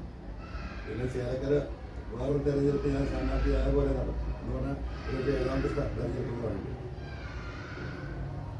ഇതിനൊന്നും ഈ പറയുന്ന സ്കൂട്ടറിക്ക് ഞാൻ പോയിട്ടില്ല, ഞാൻ ആദ്യമായിട്ടാണ് പോകുന്നത്. അപ്പോൾ എനിക്ക് പാടില്ലായിരുന്നു, ഇവരൊക്കെ ഒന്നാണ്. എല്ലാവരും എതിരാളികളൊന്നും ഞാൻ ഒറ്റക്കല്ല. ഈ മനുഷ്യന്മാരുടെ ഇടയിൽ കുറേ പാവപ്പെട്ട മനുഷ്യന്മാരുടെ ഇടയിൽ ഒരു വടി നിർത്തിയ പോലെ നിൽക്കുന്നു. അപ്പോൾ അതിലെന്തെങ്കിലും മാൽ പ്രാക്ടീസ് ഒരു പക്ഷെ നടക്കാമെന്നുള്ളൊരു രാവിലെ എണീറ്റപ്പുണ്ടായ ഒരു ഫീലിങ്ങിൻ്റെ ഭാഗമായിട്ടാണ് ഞാൻ അത് തീർത്തും ടെക്നിക്കൽ റീസണിൻ്റെ ബോർഡിൽ ഇപ്പം നിങ്ങൾ ആരെങ്കിലും നമ്മൾ വെക്കുന്ന ബോർഡിലോ ഒക്കെ തൃണമൂൽ കോൺഗ്രസ് സ്ഥാനാർത്ഥി ഇങ്ങനെ പ്രിന്റ് ചെയ്ത് വന്നു. ഇപ്പം അതിനുമൊക്കെ കറുത്ത പെയിൻ്റ് അടിച്ചുകൊണ്ടിരിക്കുക. മാത്രമല്ല നമ്മളങ്ങനെ ഇലക്ഷന് വേണ്ടി മത്സരിക്കാൻ തയ്യാറെടുപ്പിട്ടുണ്ടായിരുന്നെങ്കിൽ ഈ ഇലക്ഷൻ കമ്മീഷന് 3 ദിവസത്തിൻ്റെ ഉള്ളിൽ വിജ്ഞാപനം വന്നാൽ കത്ത് കൊടുക്കണം. അന്ന് ആ പാർട്ടി കൊടുക്കില്ലേ. 31-ാം തീയതി വൈകുന്നേരം മറ്റേ പ്രതിപക്ഷ നേതാവ് വാതിൽ അടച്ചിരിക്കും, ഞാൻ മത്സരിക്കാനൊക്കെ ഒന്നിനുമില്ല എന്ന് പറഞ്ഞ് ഞാൻ പുറത്തിറങ്ങി നിങ്ങൾക്ക് എന്നോടാണ് പറഞ്ഞത്. വാതിൽ അടച്ചു വന്നപ്പോൾ ഇനിയിപ്പോൾ നമ്മളങ്ങോട്ട് പോവുക, വീണ്ടും ആഫ്രിക്കയ്ക്ക് നീ പോയിക്കോന്നാണ് അതിന്റെ പച്ച മലയാളം. അതിന്റെ പച്ച മലയാളം എന്നാണല്ലോ. ഞാൻ പറയാനുള്ളത് മുഴുവൻ പറഞ്ഞു, കാല് പിടിക്കാനുള്ളത് കാല് മുഴുവൻ പിടിച്ചു. UDF-ന്റെ ഉത്തരവാദിത്തപ്പെട്ട നേതാക്കന്മാരും എല്ലാവരും ഈ കാര്യത്തിൽ പറഞ്ഞായിട്ടു ഈ ഞാൻ മത്സരത്തിനില്ല, നിങ്ങൾ ടെൻഷൻ അടിക്കണ്ട, നിങ്ങൾ മത്സരിച്ചിട്ട് മുന്നോട്ട് പോയിക്കോ എന്ന് പറഞ്ഞിട്ട് ഞാൻ വാതിലടച്ച് വീട്ടിലിരിക്കുമ്പോൾ മുമ്പിൽ വന്നിട്ട് 2ാമത്തെ വാതിൽ അത് അടക്കുന്നു. അതിനർത്ഥം എന്താ, എന്നെ തീർത്തുന്നല്ലേ. പിന്നെ എനിക്ക് എന്റെ ജനങ്ങളടുത്തേക്ക് ഇറങ്ങാന്നല്ലാതെ 31-ാം തീയതി അല്ലേ നമ്മൾ കൊടുത്ത എല്ലാ പ്രിന്റിങ് സാധനങ്ങളും മിനിയാന്ന് തീരുമാനമായപ്പോൾ നമ്മളെന്താ പറയുക വോട്ടഭ്യർത്ഥനയും ബാക്കിയൊക്കെ എല്ലാം പ്രിന്റ് ചെയ്ത് എന്താ പറയുക ഇന്ന് രാവിലെ അവർ ഡെലിവറി ഉണ്ട്. മുഴുവൻ പോയി ആ പൈസ. ഇവന് മത്സരിക്കാൻ പൈസ അല്ല, പ്രചാരണത്തിന് പൈസ അല്ല എന്നൊക്കെ പറഞ്ഞു. പക്ഷേ നാമനിർദ്ദേശ പത്രം പറഞ്ഞ 50 കോടി രൂപയിലധികം ആസ്തിയുണ്ട്, 57 കോടി രൂപയുടെ ആസ്തി ഉണ്ട് എന്ന് പറയും. നിങ്ങൾ ആദ്യം 2011 ഞാൻ കൊടുത്ത എൻ്റെ അവിടെ വെച്ചൊന്ന് പരിശോധിച്ചാൽ എത്ര കോടി ഉണ്ടായിരുന്നു. അത് ഈ 14 വർഷം കൊണ്ട് ആ സ്വത്ത് മുതലുകൾക്ക് എത്ര ഇൻക്രീസ് ഉണ്ടായിട്ടുണ്ടാവുന്ന ആലോചിക്കും. അതിൽ നിന്ന് കുറവാണെന്ന് ഞാൻ മനസ്സിലാക്കുന്നത്. 57 കോടി എന്നാണ് സർക്കാർ നിശ്ചയിച്ച വില. നമുക്കറിയാം സർക്കാർ വില സെന്റിന് 10,000 ആണെങ്കിൽ ഇന്ന് ഭൂമിക്ക് എന്താ പറയുക ഒരു സെന്റിന് 1 ലക്ഷം രൂപ ഇടാനാണ് 10,000 രൂപ നമ്മൾ ഫീസ് അടക്കുന്നത്. ആ കണക്കിന് ഒരു 1,500 കോടി രൂപയുടെ ആസ്തി ഇപ്പോഴും ഒരു തർക്കമില്ല. 1 ഇഞ്ച് ഭൂമിയൊന്നും വിൽക്കാൻ പറ്റില്ല. എല്ലാത്തിൻ്റെ മുകളിലും ഈ പറയുന്ന മിച്ചഭൂമി കേസ് എന്ന് പറഞ്ഞിട്ട് ഒരു കേസിട്ട് മൂടി വെച്ചിരിക്കുക, കയറിയിട്ടിരിക്കുക. ഒരാളെൻ്റെ അടുത്ത് ഒരു സെന്റ് ഭൂമി വാങ്ങില്ല. ആ കേസ് ഇപ്പോൾ ഹൈക്കോടതിയിൽ 5-10 ഞാൻ കേസ് നടത്തുന്നത്. ഞാൻ പറഞ്ഞ എൻ്റെ കയ്യിൽ 5 പൈസ ഇല്ല എന്നാ വസ്തുതയില്ലേ. ഞാൻ ഇൻകം ടാക്സ് അടച്ച് എത്ര വിലയിൽ നോക്കൂ. വരുമാനം ഉണ്ടെങ്കിൽ ഇൻകം ടാക്സ് അടക്കുക. അത് നിങ്ങൾ പരിശോധിച്ച് നോക്കൂ. 25,000 റുപ്യ അക്കൗണ്ടിൽ. അപ്പോ പണമില്ല എന്നാ പറഞ്ഞത്. എൻ്റെ അടുത്ത് മുതലുണ്ട്. ഈ കേസിലേക്ക് അതിജീവിച്ച് വരുമ്പോൾ ഈ 500 കോടി 10 കൊല്ലം കഴിയുമ്പോൾ അതൊരു 1,000 കോടി 2,000 കോടി ആസ്തിയായിരിക്കും മാർക്കറ്റിൽ. ഞാനിവിടെ അങ്ങാടി തെരഞ്ഞെടുപ്പെന്നല്ല പറഞ്ഞില്ല. കയ്യിൽ ഇതിനിങ്ങനെ തെരഞ്ഞെടുപ്പ് കാരണം 15 ദിവസത്തിന് വേണം ഈ പൈസ മുഴുവൻ. എത്ര കടം പറയാം, കുറേയൊക്കെ കടം പറയാം. അപ്പൊ പൈസ ഇല്ല എന്നാണ് ഞാൻ പറഞ്ഞത്. അത് നിങ്ങൾക്ക് അത് പരിശോധിച്ചാൽ നിങ്ങൾക്ക് കൃത്യമായി മനസ്സിലാവും. താങ്കളുടെ സഹോദരൻ PV അജ്മൽ ഈ സ്വരാജിനും LDF-നും പിന്തുണ പ്രഖ്യാപിച്ചുകൊണ്ട് താങ്കൾ അന്ന് തിരിക്കാൻ തയ്യാറായില്ല എന്നൊക്കെ പ്രതികരണം നടത്തി. അതാരും എൻ്റെ അടുത്ത് പറഞ്ഞു, ഞാനെ കണ്ടില്ല. അതിലിപ്പോൾ എന്താ ഞാൻ പറയാം. എൻ്റെ ഉമ്മ 14 പ്രസവിച്ചു. എനിക്ക് കുറേ ജ്യേഷ്ഠന്മാരും മക്കളുമായിട്ട് ജ്യേഷ്ഠന്മാർ കണ്ടമാനുള്ള വലിയ ഫാമിലിയാണ്. ഒരു ഉമ്മ പ്രസവിച്ച മക്കൾക്ക് തന്നെ പല രീതിയിലുള്ള മക്കളുണ്ടാവും. ബുദ്ധിയുള്ളവരുണ്ടാവും, ബുദ്ധിയില്ലാത്തവരുണ്ടാവും, വികലാംഗരുണ്ടാവും. പ്രസവമായിട്ട് നമുക്ക് അങ്ങനെയൊന്നുമില്ല. സ്വാർത്ഥ താല്പര്യം എല്ലാവർക്കും ഉണ്ടാകും. അദ്ദേഹത്തിന് നേതാവാരാണ്? ഏത് പാർട്ടിയാണ്? ആത്മകടി NCP സംസ്ഥാന ജനറൽ സെക്രട്ടറിയാണ്. അദ്ദേഹത്തിന്റെ നേതാവാരാ? കേരളത്തിലെ മലയോര മനുഷ്യരെ അങ്ങേയറ്റം വെറുക്കപ്പെട്ട കേരളത്തിലെ വനമന്ത്രിയാണ് MK ശശീന്ദ്രൻ. വയനാട്ടിൽ ഒരു സഹോദരിയെ പുലി പിടിച്ച് നമ്മളെല്ലാം കൂടെ തെറിയുമ്പോൾ കോഴിക്കോട് കടപ്പുറത്ത് പോയിട്ട് ഫാഷൻ ഷോയിൽ പാട്ട് പാടി ആടുന്ന മന്ത്രിയെ മൂപ്പര നേതാവ്. അപ്പൊ പിന്നെ മൂപ്പര എന്തായിരിക്കുന്നില്ല അറിയിച്ചാൽ അത് ഓരോരുത്തരുടെ മാനസികാവസ്ഥയും താല്പര്യമാണ്. അദ്ദേഹത്തിന് പല തോർത്ത താല്പര്യങ്ങളുണ്ടാവും. അദ്ദേഹം അങ്ങനെ സംസാരിച്ചിരുന്നു, അദ്ദേഹത്തെ സ്വാധീനിക്കാൻ ശ്രമിച്ചിരുന്നു. അദ്ദേഹം സ്വാധീനിച്ച എൻ്റെ കുടുംബത്തിലെ പലരും വന്നിട്ട് എന്നോട് സംസാരിച്ചിരുന്നു, മുഖ്യമന്ത്രിക്കെതിരെ പോരാടുന്നത് എന്ത് ചെയ്യുന്ന ആരെ കണ്ടിട്ടാണ് അപ്പുറത്തോ ശത്രുക്കൾ ചെയ്യരുത്, പറയരുത്. ഞാൻ അവിടെ നിന്ന് ഒരാളെയും നോക്കിയിട്ടില്ല. എനിക്ക് എൻ്റെ കണ്ണുകൊണ്ട് കണ്ട പോലെ ബോധ്യപ്പെട്ട വിഷയങ്ങൾ ഈ ഒരു സമൂഹത്തെ ഇവർ വഞ്ചിച്ച് മുന്നോട്ട് പോകുന്നു. ഞാൻ ഒന്നും നോക്കിയിട്ടില്ല. എൻ്റെ ജീവൻ അപകടത്തിലാണ്, എൻ്റെ സ്വത്തും മുതൽ എങ്ങനെയാണ്, അവർക്കൊക്കെ അത് പേടിയുണ്ടാവും. ആ താല്പര്യത്തിന്റെ സ്വാർത്ഥ താല്പര്യത്തിന്റെ പേരിൽ അതിന് എന്നോട് പറഞ്ഞിട്ടുണ്ട്, ശരിയാണ്. അതൊന്നും PV എന്നോട് ബാധിക്കുന്ന പ്രശ്നങ്ങളല്ല. ഞാൻ എൻ്റെ വാപ്പാൻ്റെ മോനെ ഈ ശോകത്തിൽ ട്രോളിനോട് ട്രോളാം. അദ്ദേഹം എടുത്തൊരു ഗാന്ധിയൻ നിലപാടുണ്ടായിരുന്നു, അദ്ദേഹത്തിന് കാഴ്ചപ്പാടുണ്ടായിരുന്നു.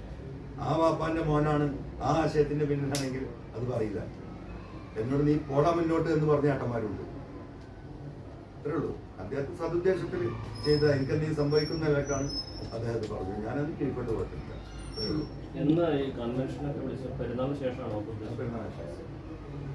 ഈ UDF കൺവെൻഷനിൽ പാണക്കാട് കുടുംബം പങ്കെടുത്തിട്ടുണ്ടായിരുന്നില്ല. ഒരുപക്ഷെ ചരിത്രത്തിൽ ആദ്യമായിട്ടായിരിക്കും അങ്ങനെ ഒരു സംഭവം. ഇപ്പം എല്ലാവർക്കും മനസ്സിലായല്ലോ.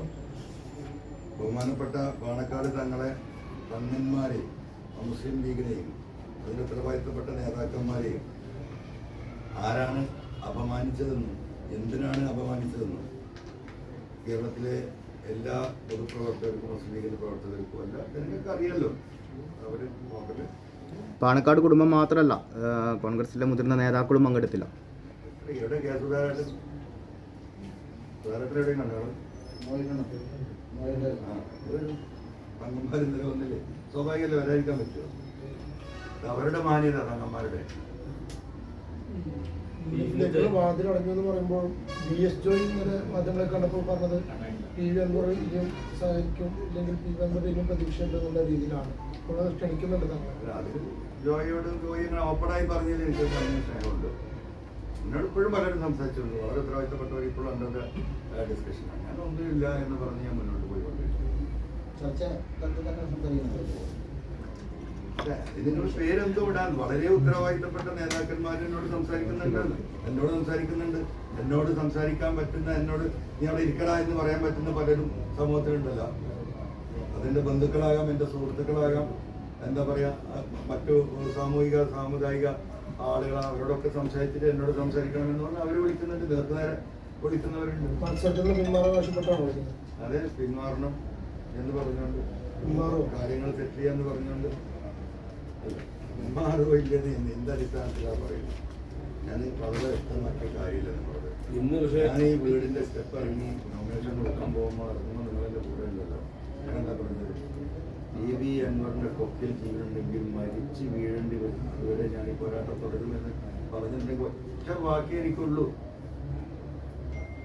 മറ്റൊരു കൗതുകമായ കാര്യം, ഹരിയാന ക്ഷേത്രത്തിൽ സ്വരാജിനോ അപരന്മാരില്ല, അവരെ ഒരു അപരനെ ഇറങ്ങുള്ളൂ, അത് PV അൻവറല്ലേ അവിടെ തോൽപ്പിക്കപ്പെടേണ്ട ആള്. എന്തിനു ശോകത്ത് ഇങ്ങനെ ഭയപ്പെടുന്നത്? എങ്ങോട്ടേക്കായി പോകുന്നത്? 75,000 വോട്ടിന് നിങ്ങൾ എഴുതി വെച്ചോ. ട്രോളിക്കുന്നവർക്ക് ട്രോളാം, ചിന്തിക്കുന്നവർക്ക് ഉൾക്കൊള്ളാൻ കഴിയില്ല. 75 വോട്ടിന് അവിടെ PV അൻവർ വിജയിച്ചിട്ട് 75,000 വോട്ട് അൻവറിന്റെ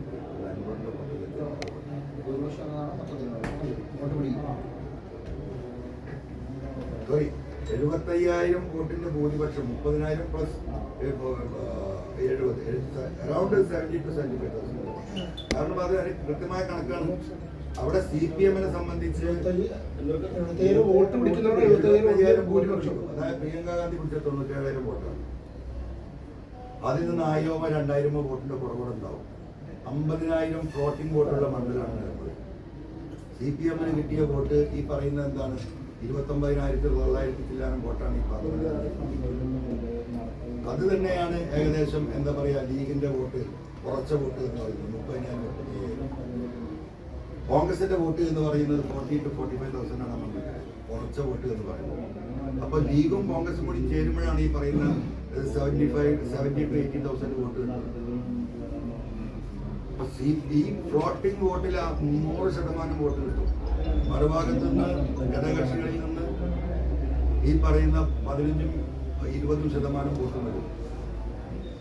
ആ വോട്ട് വരുമ്പോൾ ഏകദേശം 1,00,000 വോട്ട് PV അൻവർ നേടിയിരിക്കും. നിങ്ങൾക്ക് എനിക്ക് ഭ്രാന്താണ് നോക്കുന്നത് പറയാം, നിങ്ങളിത് അറിയുന്നില്ല. ആ മണ്ഡലത്തിലൂടെ ഈ 2 ദിവസം നടന്നു പോയപ്പോൾ ഞാൻ ആ 25,000 വോട്ട് എന്നും എനിക്കറിയാം അവിടെ ഉണ്ട്. ഇതൊന്നുമില്ലാത്ത 2014 പാർലമെന്റിലാകെ 13 ദിവസമാണ് ഉണ്ടായിരുന്നത്. അന്ന് ആ മണ്ഡലത്തിലൂടെ ഒരു ജീപ്പിന്റെ മുഖത്ത് കയറി ഇങ്ങനെ പോയിട്ട് അന്ന് 8,900 വോട്ട് കിട്ടിയ ടീമിനോട്. അത് കഴിഞ്ഞ് 9 കൊല്ലമായി അവരുടെ കൂടെ കിടന്നുറങ്ങിയവനാണ്. എൻ്റെ വിയർപ്പിന്റെ മണം അറിയുന്ന, എൻ്റെ മനസ്സിന്റെ കണ്ണറിയുന്നവരാണ് ആ നാട്ടിലെ ജനങ്ങൾ. ഞാൻ അവിടെ ഒരു അധികാര പ്രയോഗം നടത്തിയിട്ടില്ല. ഞാൻ ആ ജനങ്ങളെ കൂടെ യാത്ര ചെയ്യുന്നു. അതവർക്കറിയാം. അവരുടെ എല്ലാ ദുരന്തങ്ങളിലും പാവപ്പെട്ട വയനാട്ടിലെ ഈ സാധുക്കൾ ഈ കഷ്ടപ്പെടുമ്പം ഇവിടെ മരിച്ചു വിടാനും വീട് പോയവർക്കും സർക്കാരിന്റെ വാങ്ങി പോക്കറ്റ് മണി ആക്കി കൊടുത്ത് ജനങ്ങളുടെ നിന്ന് പിരിവ് വാങ്ങി അവർക്ക് ഭൂമിയും സ്ഥലവും വീടുണ്ടാക്കി കൊടുത്ത് എന്തുകൊണ്ടാണ് നിങ്ങൾ ആ കവളപ്പാറയിലൊക്കെ ജീവിക്കുന്ന മനുഷ്യര് ഇപ്പൊ 500, 600, 700 സ്ക്വയർ ഫീറ്റ് താമസിക്കുന്ന മനുഷ്യര് എന്ന് പറയുന്നത് 1000, 1500 സ്ക്വയർ ഫീറ്റിൽ വീട്ടിൽ 1 ഏക്കർ 1.5 ഏക്കർ സ്ഥലത്ത് സുഖമായിട്ട് ജീവിച്ചിരുന്ന ആളുകളാണ്. ആ മനുഷ്യരെ പിന്നെ നമ്മൾ കോഴിക്കൂട്ടിലേക്കാ തള്ളുന്നത്. ഇപ്പൊ 30 ലക്ഷം വെച്ചിട്ട് ഒരാളുകളിൽ കരാർ കൊടുത്തത് ജനങ്ങളെ ശബ്ദം ഉണ്ടാക്കിയപ്പോ 20 ലക്ഷം ആക്കിയ വീട്. അപ്പൊ നിങ്ങൾ വേറെ എവിടെയും പോകണി 15 ലക്ഷം കൊടുക്കുള്ളൂ. 1.25 കോടി കൊടുക്കുക. ഞങ്ങൾക്കിത് വേണ്ടാന്ന് പറഞ്ഞാൽ ഓർക്ക് 15 ലക്ഷം കൊടുക്കുള്ളൂ. പച്ച മനുഷ്യനെ പിച്ചി ചീന്തി മരിച്ചു പോയവരുടെ രക്തം കുടിക്കുക ഈ പഞ്ചകൻ. എനിക്ക് ഇങ്ങനെയൊക്കെ പറയാൻ കഴിയുള്ളൂ. ജനങ്ങൾ ആലോചിച്ചോട്ടെ. മലയോര മേഖലയിലെ ഒരു കർഷക കുടുംബത്തിൽ അങ്ങനെയാണ് ജോയിക്ക് വേണ്ടിയാണ് അങ്ങ് വാദിച്ചത്. ജോയി ഇപ്പോൾ ശക്തമായി യുഡിഎഫിനൊപ്പം നിൽക്കുന്നുണ്ട്. അപ്പോൾ മലയോര മേഖലയിലെ പിന്തുണ അങ്ങേക്ക് ഉണ്ടാവുന്ന പ്രതീക്ഷ. ഞാൻ ജോയി എന്ന് പറയുന്ന ഒരു വ്യക്തിക്ക് വേണ്ടിയിട്ടല്ല വാദിച്ചത്. എങ്ങനെയാ ജോയിനെ പറ്റി ഞാൻ ഒരു മലയോര കുടിയേറ്റ കർഷകൻ സ്ഥാനാർത്ഥിയാവട്ടെ, എനിക്കെന്നെ പറയാതെ ഞാൻ മത്സരിക്കാറ്. ഞാൻ പറഞ്ഞിട്ടില്ലല്ലോ. മലയോര കുടിയേറ്റ കർഷകനായ ജോയി സ്ഥാനാർത്ഥിയാവട്ടെ. ജോയി DCC പ്രസിഡന്റാണ്. അവസാന സെറ്റിൽമെന്റ് ഞാൻ പറഞ്ഞല്ലോ UDF നേതൃത്വത്തോട്. വേറെയും ക്രൈസ്തവരുണ്ടല്ലോ. ഞാൻ OT ജെയിംസിന്റെ പേര് പറഞ്ഞു ഈ നേതൃത്വത്തോടെ. ആര്യാടൻ ചോക്കത്തിന്റെ റൈറ്റ് ഹാൻഡ് ആണ് OT ജെയിംസ്. ജില്ലാ പഞ്ചായത്ത് മെമ്പർ, എന്താ പറയാ, എടക്കര പഞ്ചായത്തിന്റെ ഇപ്പോഴത്തെ പ്രസിഡന്റാണ്. കാരണം ഈ ചങ്ങാതിക്ക് വോട്ട് കിട്ടൂല, അതെന്റെ പ്രശ്നം. രണ്ടാമത്തെ പ്രശ്നം എന്ത് തയ്യാറാവാതിരുന്നത്. OTയോട് ഞാൻ സംസാരിച്ചു. നിങ്ങൾ ചോദിക്കും OTയോട്. എന്നോടെന്ന് പറഞ്ഞു ഞാൻ അത്രക്കൊന്നും ആയിട്ടില്ല എന്നൊക്കെ നിങ്ങൾ അങ്ങനെ പറയില്ല എന്നാ പറഞ്ഞത്. പക്ഷേ കോൺഗ്രസ് നേതൃത്വം ആവശ്യപ്പെട്ടാൽ OT ജെയിംസ് MLA ആയിരുന്നല്ലോ, നിലമ്പൂരിലെ ജില്ലാ പഞ്ചായത്തിന്റെ മെമ്പറായിരുന്നല്ലോ. ഇനി ഞാൻ എന്താ പറയേണ്ടത്? എല്ലാ മാർഗവും ഞാൻ നോക്കിയില്ലേ. ആ ചർച്ചക്ക് പോലും തയ്യാറായില്ല. കാരണം ഞാൻ അന്നും എന്നും ആത്മാർത്ഥമായി ഈ കസാരയിലെ ശോകത്തിൽ ഞങ്ങൾ ഇങ്ങനെ സംസാരിച്ചു.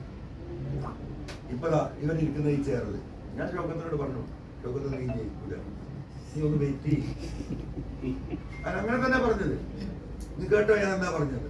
ഞാൻ നിനക്ക് അള്ളാഹുവിന്റെ സാക്ഷ്യത്തെ പറയും. എന്റെ പ്രശ്നം അതല്ല.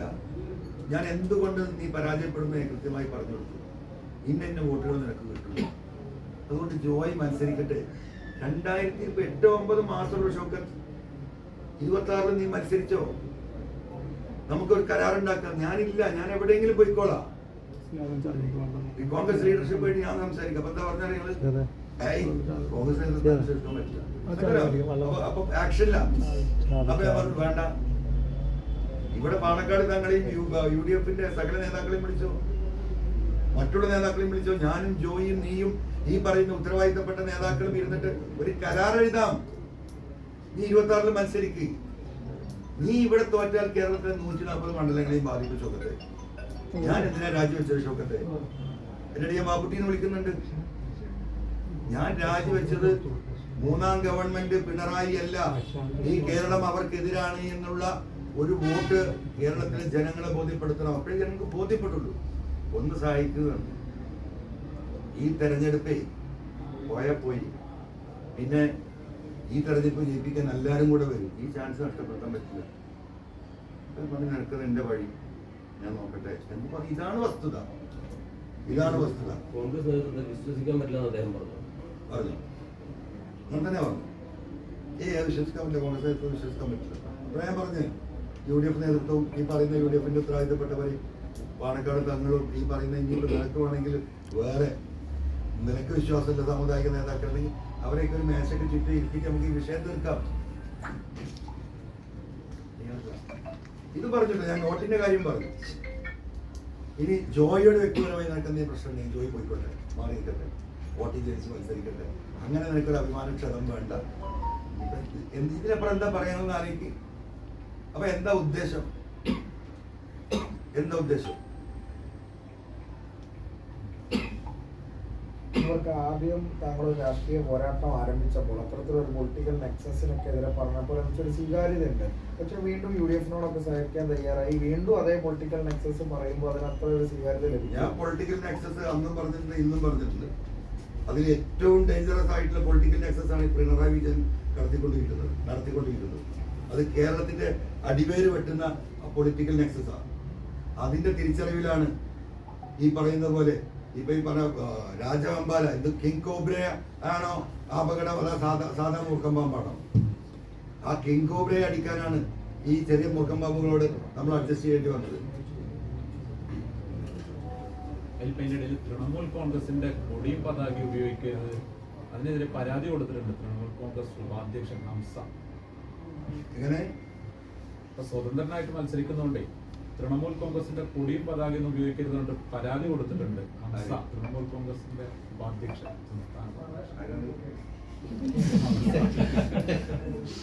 മലപ്പുറം കളക്ടർ.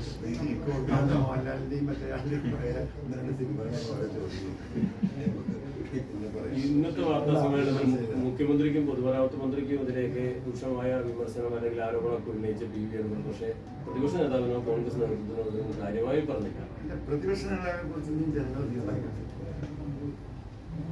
പ്രതിപക്ഷ നേതാവിനെ കുറിച്ചും അദ്ദേഹത്തിന്റെ ആറ്റിറ്റ്യൂഡിനെ കുറിച്ചും അദ്ദേഹത്തിന്റെ വ്യക്തിപരമായ സ്വാർത്ഥതയെ കുറിച്ചും മറ്റുള്ളവരെ എന്താ പറയാ ഇകഴ്ത്തി കാണിക്കാനുള്ള അദ്ദേഹത്തിന്റെ ത്വരയെ കുറിച്ചൊക്കെ നമുക്ക് ജനങ്ങൾ തീരുമാനിക്കണം. ഇന്നലെ പ്രതിപക്ഷ നേതാവ് പറഞ്ഞത് PV അൻവറുമായി ബന്ധപ്പെട്ട ചാപ്റ്റർ പോസ്റ്റ് ചെയ്യാൻ ആവശ്യപ്പെട്ടത് ചർച്ചയ്ക്ക് നേതൃത്വം കൊടുത്തിയ രമേശ് ചെന്നിത്തലയും BJP കുട്ടിയാണ്, തന്റെ ഒറ്റയ്ക്കുള്ള തീരുമാനമല്ല വാതിലടച്ചതെന്നാണ്. ആരെ പറ്റി എന്ന് പറയുന്ന ശ്രേണി ഈ പറയുന്ന കുഞ്ഞാപ്പി സാഹിബും ഈ രമേശ് ചെന്നിത്തലയൊക്കെ ഇതിന്റെ വാതിലടക്കണം ഒരിക്കലും പറയില്ല. നിങ്ങൾക്ക് തന്നെ അറിയാലോ, ഈ കാര്യങ്ങൾ ഒബ്സർവ് ചെയ്യുന്ന ആളുകൾക്കൊക്കെ അറിയാലോ. അപ്പം അദ്ദേഹത്തിന്റെ മേല് വീണ ചാണകം ഇവരുടെ മുഖത്താ തേക്കുന്നത് ഈ പറഞ്ഞ നേതാക്കന്മാർ. അതാണ് അദ്ദേഹത്തിന്റെ മനസ്സ്. That is what is VD Satheesan, what I can do. ഈ തൃണമൂൽ കോൺഗ്രസ് ഇപ്പോൾ തന്നെ അങ്ങനെ ഒരു പ്രാദേശിക തലത്തിൽ അവര് വേറൊരു തൃണമൂൽ കോൺഗ്രസ് ഉണ്ട് എന്ന് പറയുന്നത് ഇപ്പോൾ ദേശീയ നേതൃത്വത്തിന്റെ ശ്രദ്ധയിലൊക്കെ പെടുത്തിക്കൂടെ? അങ്ങനെ ഞാൻ പണ്ടൊരു കഥ പറഞ്ഞു. ജവഹർലാൽ നെഹ്റു മറ്റേ കോഴിക്കോട് നമ്മുടെ എന്താ പറയാ ഭ്രാന്താശുപത്രി സന്ദർശിക്കാൻ കോഴിക്കോട് വന്നപ്പോൾ പോയപ്പോൾ അങ്ങനെ നടന്നു പോകുമ്പോൾ അവിടെ ഒരാളിങ്ങനെ നിൽക്കുന്നുണ്ട്. അവരോട് പറഞ്ഞു Jawaharlal Nehru president prime minister of India എന്ന് പറഞ്ഞു. ഞാൻ വന്നപ്പോൾ തന്നെ പറഞ്ഞ കുടി കുടിച്ചു ആ റൂമിൽ പോയി കിടന്നു പറഞ്ഞു. മനസ്സിലല്ലേ? അത്രയും കാര്യത്തെ കുറിച്ച് എനിക്ക് പറയാനുള്ളൂ. ഓക്കെ, ഇതൊന്ന് ദേശം നീക്കി എനിക്ക് നീക്കാം.